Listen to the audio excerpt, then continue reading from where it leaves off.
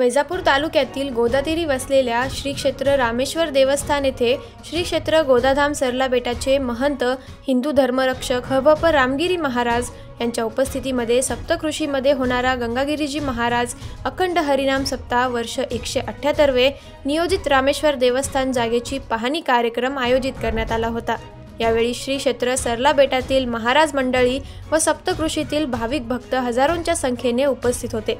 परमपूज्य गुरुवर्य रामगिरीजी महाराज यांच्या मार्गदर्शनानंतर महाप्रसादाचे आयोजन करण्यात आले होते। गुरु श्री नारायणगिरी महाराजांच्या आशीर्वादाने